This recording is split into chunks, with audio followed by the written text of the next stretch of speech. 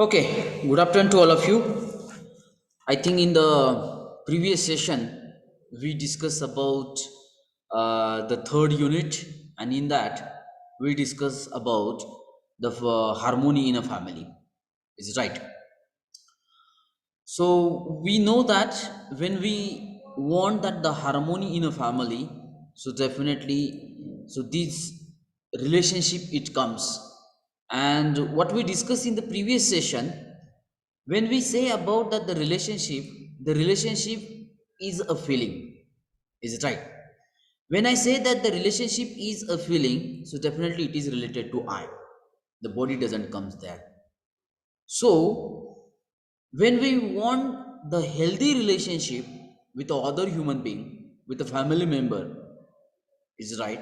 So definitely we have to understand first all these nine values. And once we know these things, we have to check it whether these values are there in our relationship or not. Based on that, we have to understand it. Is it right? So, in these sessions, we are going to discuss that all these nine values one by one in detail, so that you will get the clear cut idea about all these values, or we call it the feelings, which are already or which is expected to be present in a every relationship. Is that is it right? So these are the nine values. We already discussed about it. We discussed that the current situation also. Is it right? And now we just try to move towards the first value, which is nothing but the trust. And this trust, we call it a foundation value of a relationship. Now why trust is called as a foundation value? Because every relationship it starts with the trust. म्हणजे विश्वासावरूनच आपलं relationship हे चालू होतं. That's why the trust is called as a foundation value of every relationship. Now you can read it. Now we will explore that first feeling, means value, which is the foundation feeling in the relationship. Feeling of trust. Now how we define that the trust? विश्वास म्हणजे नेमका कसा define करता येईल? Trust is to be assured that the other intends to make me happy and prosperous. म्हणजे बघा, आपला दुसऱ्यावरती विश्वास आहे किंवा विश्वास आपल्या रिलेशनशिपमध्ये आहे, हे आपण कसं सांगू शकतो? की when I have a feeling that others intends to make me happy and prosperous. म्हणजे ज्यावेळेस माझ्यामध्ये ते फिलिंग आहे की दुसरा मला आनंदी आणि प्रॉस्परस ठेवू इच्छितो, इट मीन्स दॅट माझा त्याच्यावरती विश्वास आहे किंवा त्या रिलेशनशिपमध्ये विश्वास आहे. जसं की आपण सांगतो की आपले our first relationship is with our mother. मग त्यावेळेस आपण काय म्हणतो की मला आई कायम आनंदी ठेवू इच्छिते, म्हणजे आपला विश्वास आहे. बरोबर आहे. आईच्या मध्ये पण ते फिलिंग आहे की मुलगा मला कायम आनंदी ठेवू इच्छितो, म्हणजे तिथं ट्रस्ट आहे. ट्रस्ट म्हणजे काय बघा, की ज्यावेळेस आपल्यामध्ये असं फिलिंग असेल की दुसरा व्यक्ती मला आनंदी आणि प्रॉस्परस ठेवू इच्छितो, तो म्हणजे झाला trust. Is it that clear what is mean by trust? The basic motto behind the trust is nothing but other intends to make me happy and prosperous. This is the trust. मग आता तुम्ही स्वतःला प्रश्न विचारायचा आहे की अशा किती व्यक्तींबद्दल ज्याच्यामध्ये आपण असं ठरवलेलं आहे की आपलं रिलेशनशिप आहे, मग अशा किती व्यक्तींच्या बद्दल माझ्यामध्ये असं फिलिंग आहे की जे मला दुसरे व्यक्ती आनंदी आणि प्रॉस्परस ठेवू इच्छितात. मग त्याची नावं नोट डाऊन करून घेतली पाहिजे. म्हणजे त्या ठिकाणी माझा ट्रस्ट आहे, त्या ठिकाणी माझा विश्वास आहे, त्या रिलेशनशिपमध्ये विश्वास आहे, असं आपण म्हणू शकतो. मग आता हे नेमकं कसं चेक करायचं? त्याच्यासाठी एक 8 क्वेश्चन्स तयार केलेले आहेत आणि त्या 8 क्वेश्चनचे 2 ग्रुप तयार केलेले आहेत. 4-4 2 ग्रुप तयार केलेले आहेत. आता मला या प्रत्येक प्रश्नाचा आन्सर तुमच्याकडून हवा आहे. मी तुम्हाला प्रश्न व्यवस्थित समजून सांगेल, तुम्ही मला आन्सर द्यायचा आहे येस ऑर नो मध्ये. Is it right? Do you agree with me? Are you ready for that? Yes, sir. Yes, sir. In order to understand the trust, मग आता बघा ट्रस्ट कसा आपण आहे का नाही कसं चेक करायचं. Examine these 8 statements. आता पहिला ग्रुप घेऊया बघा. सो तर पहिल्या ग्रुपमध्ये पहिला क्वेश्चन असा आहे, do I want to make myself happy. मला स्वतःला आनंदी ठेवायचं आहे का? Do I want to make myself happy म्हणजे मला स्वतःला आनंदी ठेवायचं आहे का? What is your answer? Yes. Definitely या प्रश्नाला सगळ्यांचंच आन्सर येसच असलं पाहिजे. कारण असं कुठलाही व्यक्ती नाहीये, कुठलाही ह्युमन बिईंग नाहीये की ज्याला असं वाटतंय की मी दुःखी असलं पाहिजे. नाहीये. म्हणजे सगळ्यांचं नॅचरली ॲक्सेप्टन्स लेवलवरती आन्सर हे येसच असणार आहे. ओके, ठीक आहे. दुसरा क्वेश्चन वाचतो बघा. Do I want to make the other happy म्हणजे मला दुसऱ्याला आनंदी करायचं आहे का? What is your answer? Yes. Yes. Yes. Naturally acceptance लेवलवरती आपण आपल्यामध्ये काय इच्छा असते, काय आपलं ओपिनियन आहे, काय मत आहे आपलं, की बाबा मी पण आनंदी राहिलं पाहिजे, दुसरे पण आनंदी राहिलं पाहिजेत. म्हणजे आपली इंटेन्शन प्युअर आहे. म्हणजे do I want to make the other happy म्हणजे मला दुसऱ्याला पण आनंदी करायचं आहे. Yes, answer is yes. Now third question is, does the other wants to make himself or herself happy म्हणजे दुसऱ्यांना स्वतःला सुखी करायचं आहे का? Yes. जसं पहिल्या प्रश्नामध्ये मला असं वाटतंय की मी सुखी असलं पाहिजे, तसं दुसऱ्या व्यक्तीला आपण स्वतः सुखी असलं पाहिजे असं वाटणार आहे. बरोबर आहे. म्हणजे ऑल ह्युमन बिईंगचं एक कॉमन सेंटेन्स असणार आहे की त्यांनी स्वतःला सुखी ठेवायचं आहे. त्यांची प्रत्येक जणाला स्वतःला सुखी ठेवायचं आहे. म्हणजे या तिसऱ्या बी क्वेश्चनचा आन्सर येस आहे. तर तिसरा प्रश्न कोणता होता बघा, does the other wants to make himself or herself happy म्हणजे दुसऱ्याला स्वतःला सुखी करायचं आहे का? तर प्रत्येकाची इच्छा तेच आहे. जसं आपल्याला वाटतंय तसं दुसऱ्या पण व्यक्तीला वाटतंय की आपण सुखी असलं पाहिजे. म्हणजे या पण प्रश्नाचं आन्सर हे यस आहे. आता चौथा क्वेश्चन बघा, वाचतो मी व्यवस्थित. Does the other wants to make me happy म्हणजे दुसऱ्याला मला आनंदी ठेवायचं आहे का? आता याचा आन्सर काय? नो. एकच रिस्पॉन्स मिळाला मला, बाकीचे शांत आहेत. Can't say. Very good. Okay, can't say. Very good. म्हणजे मला एक्सपेक्टेड हेच आन्सर होतं की चौथ्या क्वेश्चनला म्हणजे पहिल्या 3 क्वेश्चनला तुम्हाला येस आन्सर मिळाले, परंतु चौथ्या क्वेश्चनला तुम्ही आन्सर देऊ शकत नाही. म्हणजे तुमच्यामध्ये त्याच्याबद्दल क्वेश्चन मार्क आहे. किंवा तुम्ही कांट से तर म्हणताय किंवा नो तरी म्हणताय, म्हणजे तिथं प्रॉब्लेम आहे चौथ्या क्वेश्चनमध्ये. म्हणजे does the other wants to make me happy म्हणजे दुसरे मला आनंदी ठेवू इच्छितात का नाही, हे मी कसं काय सांगू शकतो, असं तुमच्यामध्ये कन्फ्युजन असणार आहे. बरोबर आहे. पण एक लक्षात घ्या की इथं ट्रस्ट मिसिंग झाला. म्हणजे ट्रस्टची डेफिनेशनच सांगताना आपण काय सांगितली की ज्या वेळेस माझ्यामध्ये असं फिलिंग आहे की दुसरे मला कायम आनंदी आणि प्रॉस्परस ठेवू इच्छितात, त्यावेळेस त्या रिलेशनशिपमध्ये ट्रस्ट झाला. आणि आता ज्यावेळेस तुम्हाला चौथा क्वेश्चन विचारला गेला, does the other wants to make me happy म्हणजे दुसरे मला आनंदी ठेवू इच्छितात का, तर त्या ठिकाणी तुम्ही सांगताय कांट से म्हणजे ट्रस्ट मिसिंग झाला, त्या रिलेशनशिपमध्ये विश्वास मिसिंग झाला. Do you agree with me? Yes, sir. Yes, sir. बरोबर आहे. म्हणजे आपल्यामध्ये दुसऱ्या व्यक्तीबद्दल तो विश्वास नाहीये त्या रिलेशनशिपमध्ये की ते मला आनंदी ठेवू शकतात किंवा इच्छितात का नाहीत. फॉर एक्झाम्पल, जर सपोज मी असं म्हणलं की माझं आणि वडिलांचं रिलेशनशिप आहे, बरोबर आहे, आणि त्या ठिकाणी माझ्यामध्ये असं फिलिंग आहे की वडील मला आनंदी ठेवू इच्छितात का नाहीत, कांट से किंवा नो, असं जर असेल तर त्या रिलेशनशिपमध्ये ट्रस्ट असेल का? नाही. Get it my point. म्हणजे नॅचरली ॲक्सेप्टन्स लेवलवरती या चौथ्या क्वेश्चनचं पण आन्सर येस पाहिजे होतं आणि ते पाहिजेच. पण ॲक्च्युली आपल्यामध्येच ते फिलिंग नाहीये की दुसरे मला आनंदी ठेवू इच्छितात, हे फिलिंग आपल्यामध्ये नाहीये, म्हणजे त्या ठिकाणी ट्रस्ट मिसिंग आहे. हे तुमच्या लक्षात येणं फार गरजेचं आहे. Do you agree with my statement? Yes or no? Yes, sir.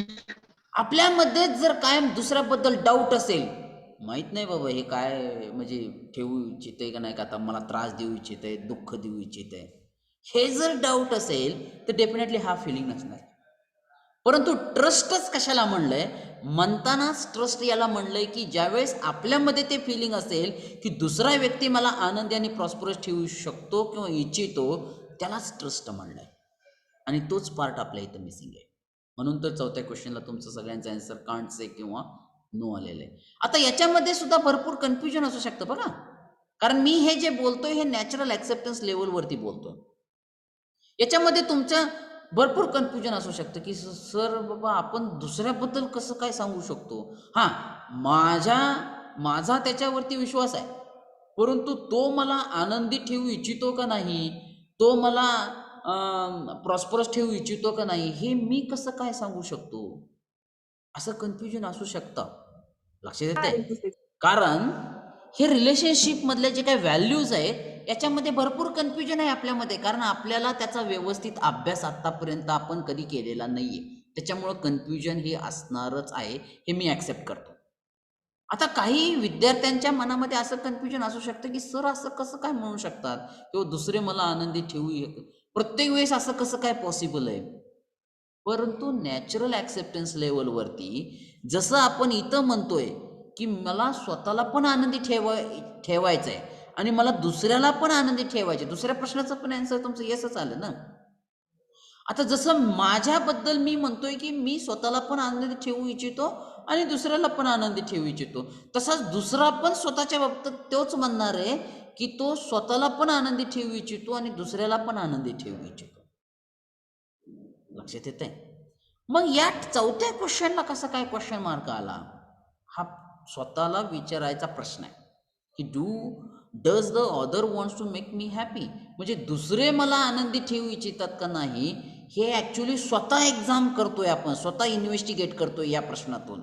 आणि त्या ठिकाणी आपलं फिलिंग, तुमचं माझं सर्वांचं फिलिंग तेच आहे. आपलं फिलिंग असं आहे की ते नो, म्हणजे या ठिकाणी ट्रस्ट मिसिंग आहे, त्या रिलेशनशिपमध्ये ट्रस्ट मिसिंग आहे. हे जे काही क्वेश्चनरी तयार केलेले हे फक्त ट्रस्ट एक्झाम करण्यासाठी तयार केलेले आहे. Get it my point? Okay. So पहिल्या ग्रुपमध्ये आपल्याला असं लक्षात आलेलं आहे की आपलं स्वतःचं इंटेन्शन बघा, खाली काय इंटेन्शन हे कायम प्युअर आहे, विच इज नॅचरली बेस्ड. बरोबर आहे? म्हणजे इंटेन्शन कधीही कुणाचंही रॉंग नसतं. इंटेन्शन म्हणतोय हा, ॲक्च्युली पहिल्यांदा लक्षात घ्या, कारण आपण ह्या इंटेन्शन वर्ड हा फार चुकीच्या पद्धतीने आपण नॉर्मल जीवनमध्ये वापरतो. इंटेन्शन हे कायम नॅचरल ॲक्सेप्टन्स बेस्ड आहे. मग नॅचरल ॲक्सेप्टन्स बेस्ड असेल तर ते चुकीचं कधीही नसणार आहे. म्हणजे सगळ्यांचं इंटेन्शन हे सेम आहे, टाइम बेस्डला पण सेम आहे आणि ह्युमन टू बी सेम आहे. ते कुणाचंही बदललेलं नाही. आणि ते काय इंटेन्शन आहे की ते मी पण सुखी राहिलं पाहिजे, दुसरा पण सुखी राहायला पाहिजे. हे इंटेन्शन प्युअर आहे, हे इंटेन्शन सेम आहे सगळ्यांसाठी. ओके. म्हणजे ही जी काय पहिला जो ग्रुप आहे which is totally based on intention. आता दुसरा ग्रुप बघा. दुसऱ्या ग्रुपमधला पहिला क्वेश्चन असा आहे, am I able to make myself always happy, म्हणजे मी स्वतःला नेहमी आनंदी ठेवू शकतो का? What is your answer? No. No, sir. No.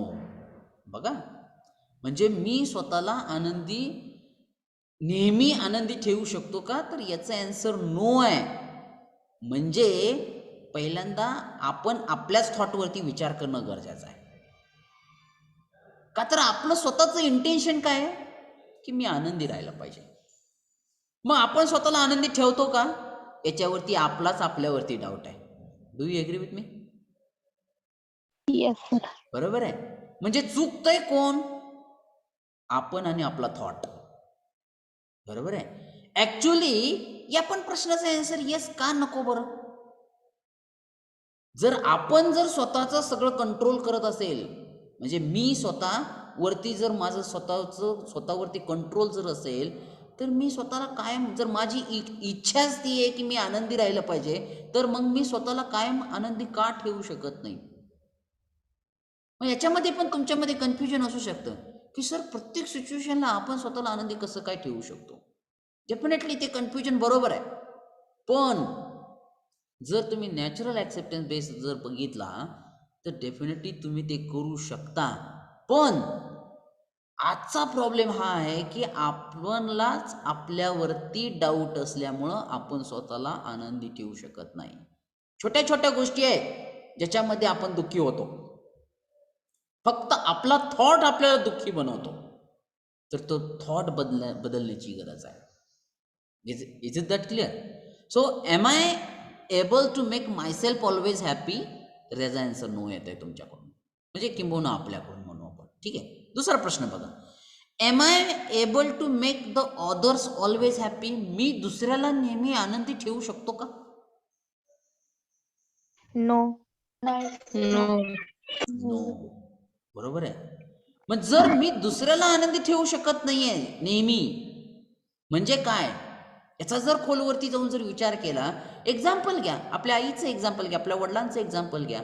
जर मी आपल्या आईला किंवा वडिलांना जर नेहमी आनंदी ठेवू शकत नाही, याचा अर्थ मी नॅचरल ॲक्सेप्टन्स लेवल सोडून कसं तरी वागणार आहे, किंवा माझं त्या रिलेशनशिपमध्ये व्हॅल्यूज नसणार आहेत, म्हणून तर मी त्यांना आनंदी ठेवू शकत नाही.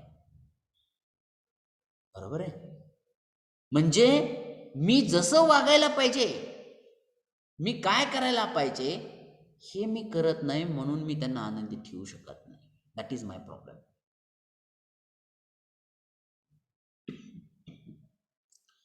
आणि सगळ्यात महत्त्वाचं म्हणजे प्रत्येक रिलेशनशिपमध्ये राईट इव्हॅल्युएशन पण पाहिजे.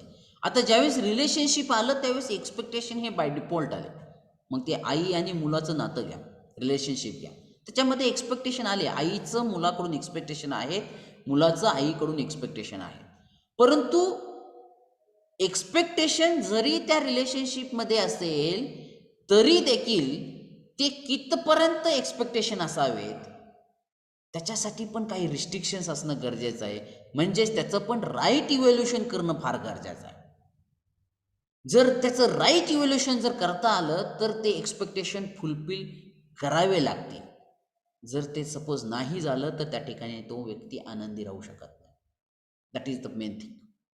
Means am I able to make the others always happy? या पण प्रश्नाला आपल्याला आपला आन्सर नो आलेला आहे. ठीक आहे, no problem. The third question, is the other able to make himself or herself always happy? म्हणजे दुसरा स्वतःला नेहमी आनंदी ठेवण्यास सक्षम आहे का? काय आन्सर आहे? नो. नो असेल, कांट से असेल. बरोबर आहे? Can't see. म्हणजे दुसरा व्यक्ती स्वतःला आनंदी ठेवण्यासाठी सक्षम आहे का नाही याच्याबद्दल बी आपण बोलत नाही आहे. याच्याबद्दल पण आपला आन्सर नो आहे. भरपूर जणांचा आन्सर नो असणार आहे, काही जणांचा आन्सर कांट से असणार आहे. लक्षात येते? म्हणजे इथं पहिला प्रश्न आणि तिसरा प्रश्न जरा रिलेट करा. Am I able to make myself always happy? म्हणजे मी स्वतःला कायम नेहमी आनंदी ठेवू शकतो का? त्या ठिकाणी आपला आन्सर आलाय नो. म्हणजेच डेफिनेटली आपल्यामध्ये ते फिलिंग असेल तर डेफिनेटली दुसऱ्याबद्दल पण तेच फिलिंग असणार आहे. दुसरा स्वतःला कायम आनंदी ठेवू शकतो का नाही? डेफिनेटली आपला आन्सर नोच असणार आहे, कारण आपल्यामध्ये ते फिलिंग नाही आहे. And the last one is the other able to make me always happy? म्हणजे दुसरा मला नेहमी आनंदी ठेवण्यास सक्षम आहे का? काय आन्सर आहे? नो. नो. मग आता जर तुम्ही ॲक्च्युली हे दुसरा जर ग्रुप बघितला तर या दुसऱ्या ग्रुपमधल्या चारही क्वेश्चनला तुमचं येस आन्सर कधीही आलेलं नाही आहे. आणि हेच आपल्याला चेक करायचं आहे आपल्या स्वतःसाठी. लक्षात येते? ॲक्च्युली या सगळ्या 8ही प्रश्नाचं आन्सर हे येस असायला पाहिजे on the basis of natural acceptance. परंतु ते नाहीये आज. Today's scenario is that we have the doubt in ourselves first, and that's why we don't have the trust in relationship. आणि रिलेशनशिप स्टार्ट होतेच ट्रस्टनं, आणि तोच मेन पार्ट आपल्या रिलेशनशिपमध्ये मिस आहे. That's why we are not happy at all with the relationship with the other human being. That is the point. मग आता ह्याच्यामध्ये मी सांगितलं प्रकारे की फर्स्ट टाइम आपण या सर्व गोष्टींचा एवढ्या इन डिटेलमध्ये जाऊन अभ्यास करतोय, त्याच्यामुळे याच्यामध्ये कन्फ्युजन असणारच आहे, किंवा किंबहुना की मी जे काय सांगतोय ते पण तुम्हाला पटणार नाही, हे पण मी तुम्हाला करेक्ट करतो बघा. कारण मी जे काय सांगतोय हे टोटली नॅचरल ॲक्सेप्टन्स बेस्ड सांगतोय. ज्या काही गोष्टी मला सुद्धा पटत नाही आहेत तुमच्यासारख्या, परंतु ह्या गोष्टी फॅक्ट आहेत, सत्य आहेत. कारण हे असं असलं तर आणि तरच आपण तिथं त्या रिलेशनशिपमध्ये ट्रस्ट आहे असं म्हणू शकतो. Is it that clear? So this last last 4 question और द सेकंड ग्रुपमधले जे काही क्वेश्चन्स आहेत, डेफिनेटली हे तुमचे कॉम्पिटन्सवरती डिपेंड्स असणार आहे. कॉम्पिटन्स म्हणजे क्षमता. जसं की I am able to make myself always happy, ती माझ्याकडे कॉम्पिटन्स आहे का, ती क्षमता आहे का? त्या ठिकाणी आन्सर नो येत आहे. Am I able to make the others always happy, त्याची क्षमता आहे का की मी दुसऱ्याला कायम आनंदी ठेवू शकतो? डेफिनेटली त्याचं पण आन्सर नो येत आहे. म्हणजे आपला प्रॉब्लेम हा कॉम्पिटन्स लेवलवरती आहे. कारण या चारही क्वेश्चन जे कॉम्पिटन्स लेवलवरती डिपेंड आहेत, क्षमतेवरती डिपेंड आहेत, आणि त्या क्षमतेवरती आपला डाऊट आहे. इंटेन्शन सगळ्यांचं प्युअर आहे. फक्त आता मला वाटतं हे 4थ्या क्वेश्चनला थोडासा प्रॉब्लेम आला, अदरवाईज आपले पहिले 3 क्वेश्चनचं तर आन्सर सगळ्यांचं यस आलं आहे.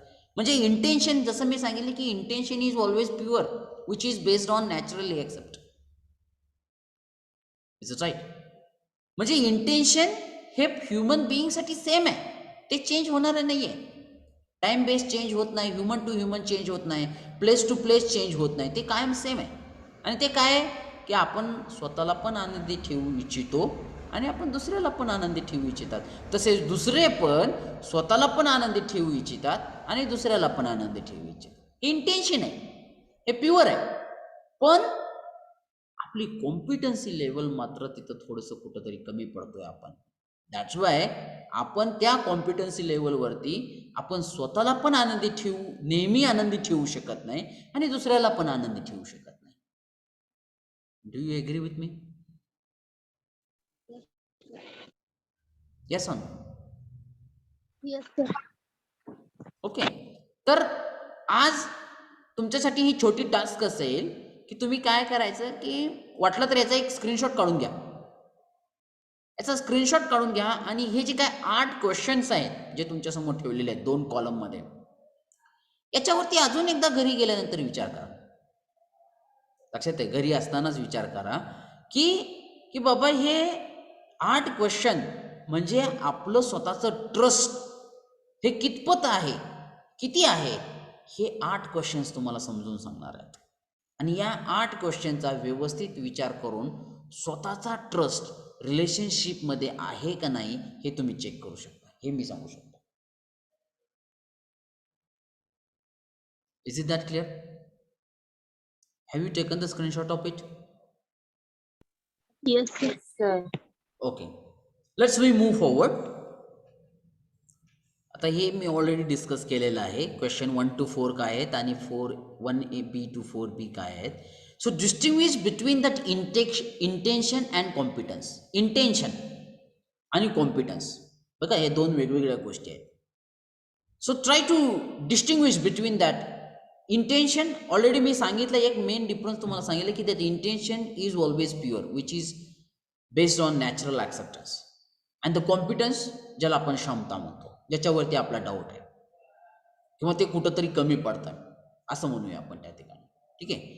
So if you want to see that the difference between that intention and competence, now if you try to analyse your own responses, many things will get clarified. म्हणजे आता जे काय 8 क्वेश्चन्स तुमच्यासमोर ठेवले होते त्याच्यावरून जर तुम्ही स्वतःचं इन्स्पेक्शन केलं, स्वतःचं इन्व्हेस्टिगेशन केलं, तर भरपूर साऱ्या गोष्टी क्लिअर होऊन जातात.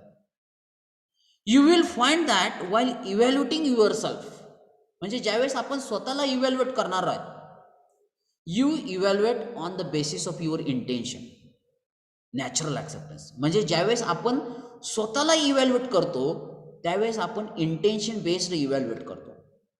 म्हणजे काय बघा, आता आपण ज्यावेळेस आपण स्वतःला इव्हॅल्युएट करायला चालू करूया.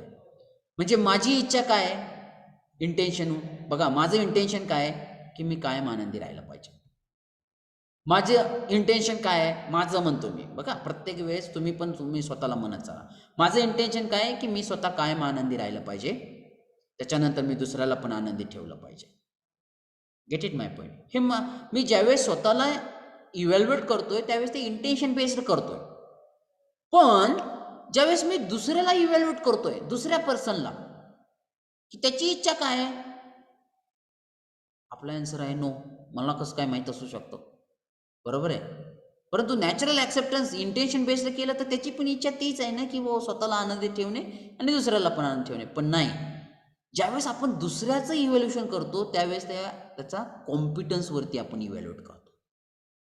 म्हणजे तो स्वतःला आनंदी ठेवू शकतो का नाही माहीत नाही, तो मला किंवा दुसऱ्याला आनंदी ठेवू शकतो का नाही माहीत नाही. म्हणजे आपण त्याची कॉम्पिटन्सी लेवल चेक केली, आपण त्याचं इंटेन्शन चेक केलं का नाही.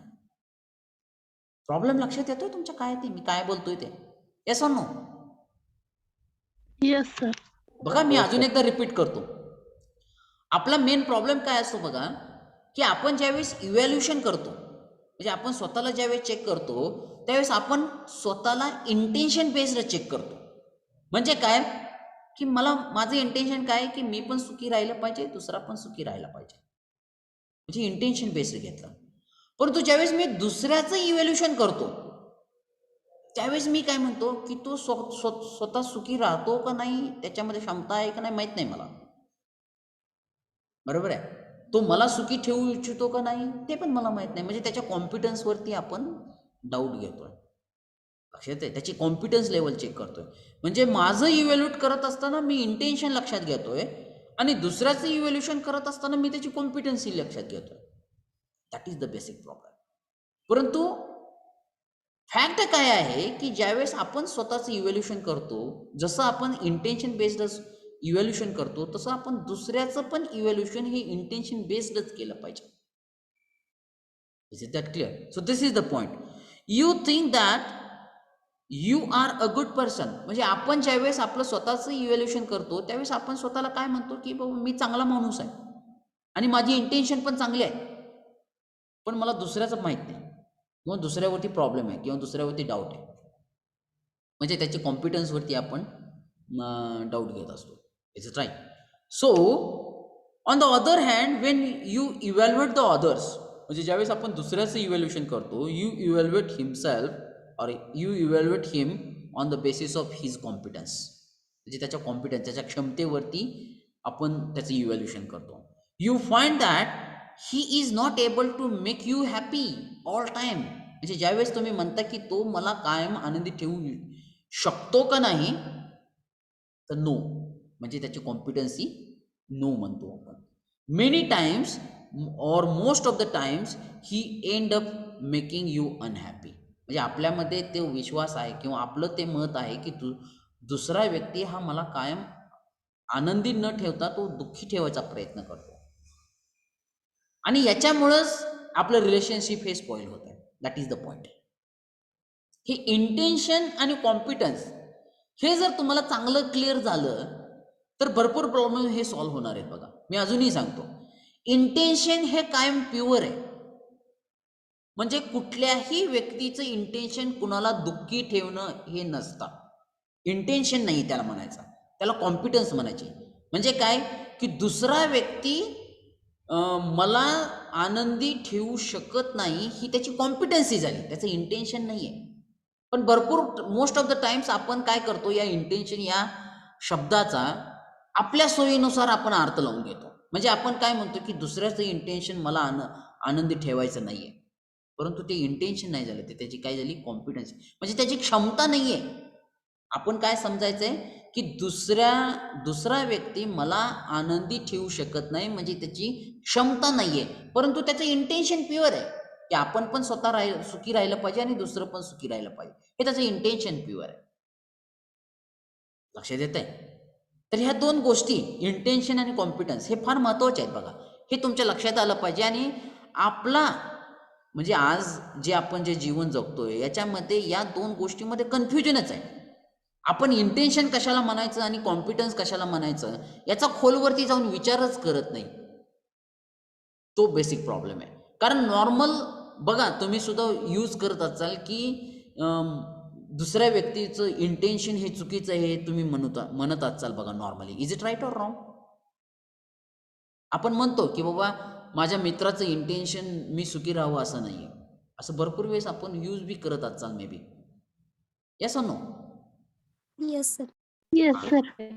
परंतु ज्यावेळेस दुसरा व्यक्ती मला सुखी ठेवू इच्छितो का नाही हे त्याचं इंटेन्शन नाही, ही त्याची कॉम्पिटन्सी झाली, त्याची क्षमता ती आहे का नाही ते बघितलं पाहिजे.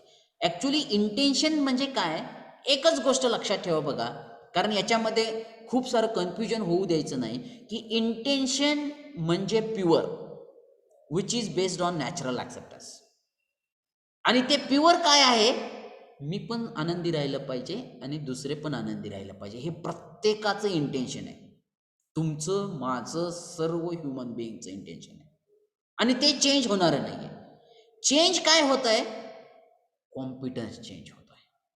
म्हणजे माझी कॉम्पिटन्सी, तुमची कॉम्पिटन्सी आणि इतर व्यक्तींची कॉम्पिटन्सी याच्यामध्ये बदल असू शकतो, परंतु इंटेन्शन हे सर्वांचं सेम आहे.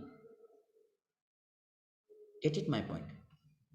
आणि ह्या दोन गोष्टी जर व्यवस्थित लक्षात आल्या तर आपल्याला रिलेशनशिपमध्ये हार्मोनी मेंटेन करायला सोपं जात आहे.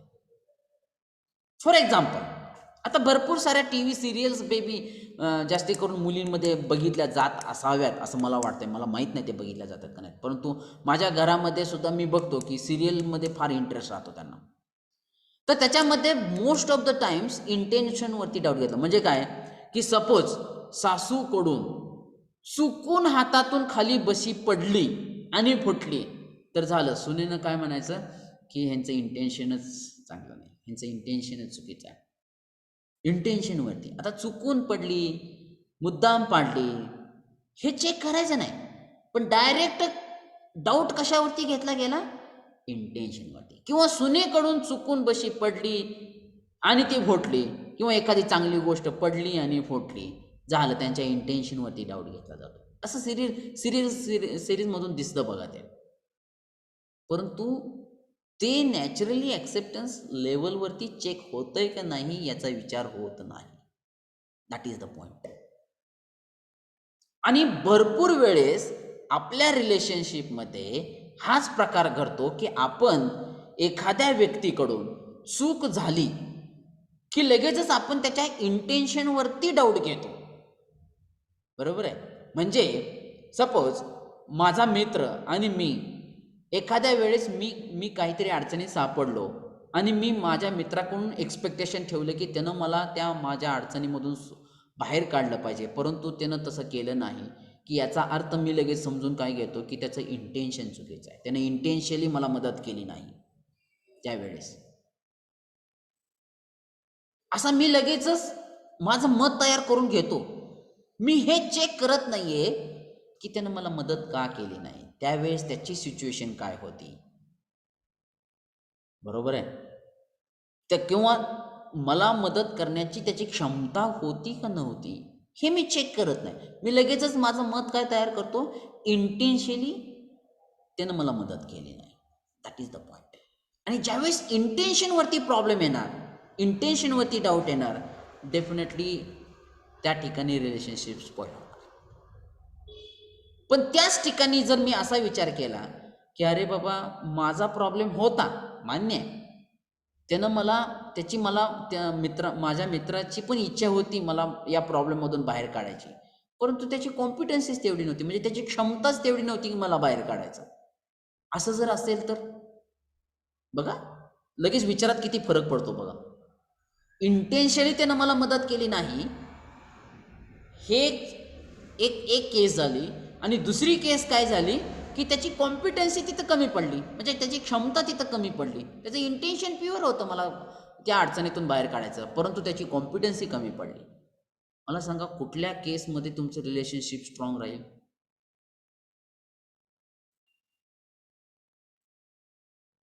सेकंड केस. सेकंड केसमध्ये. म्हणजे ज्यावेळेस आपण कॉम्पिटन्सी लेवलवरती विचार करतो त्यावेळेस त्या ठिकाणी रिलेशनशिप हे राहू शकतं. कारण जसं मी सांगितलं की इंटेन्शन कुणाचंही चुकीचं नसणार आहे. Intention is always sad. Is it that clear? Do you agree with me or not? Yes, sir. Yes, sir. Okay, so therefore you think that other wants to make you unhappy. एक दुसरे मला कायम unhappy ठेवू इच्छितात, हे आपलं मत, म्हणजे आपण त्याच्या इंटेन्शनवरती घेतलेला problem. Okay, we have the doubt on others intention on the basis of lack of competence. We conclude that the lack of intention of others, म्हणजे ॲक्च्युली त्यांची क्षमता नसते, परंतु आपण त्याचं इंटेन्शनवरती घेऊन जातो. When we doubt their intention instead of accepting that others as a relative we have a feeling of opposition. म्हणजे ज्या वेळेस आपण दुसऱ्याच्या इंटेन्शनवरती डाऊट घेऊ त्यावेळेस डेफिनेटली आपल्या रिलेशनशिपमध्ये अपोजिशन राहणार, म्हणजे त्याच्याबद्दल आपल्या मनामध्ये कायम अपोजिट भावना असणार. Is it right? This is the common mistake that we make in relationship today. आणि हा तो आजचा कॉमन मिस्टेक आहे सगळ्यांमध्ये. तर आज मला वाटतं तुमच्यासाठी एवढं सफिशियंट आहे, एवढं डिस्कशन. तर तुम्ही घरी गेल्यानंतर एक छोटीशी टास्क, पहिले ते 8 जे क्वेश्चन्स आहेत त्याच्यावरती अजून एकदा विचार करणं गरजेचं आहे. आणि हे जे काही 2 कन्सेप्ट मी आता इथं सांगितले आहेत, इंटेन्शन म्हणजे काय आणि कॉम्पिटन्स म्हणजे काय, की नेमकं इंटेन्शन कशाला म्हणलं जायचं आणि कॉम्पिटन्स कशाला म्हणलं जायचं आणि ते कसं चेक करायचं, याच्यावरती थोडासा विचार होणं फार गरजेचं आहे. Okay, so with this let me stop here.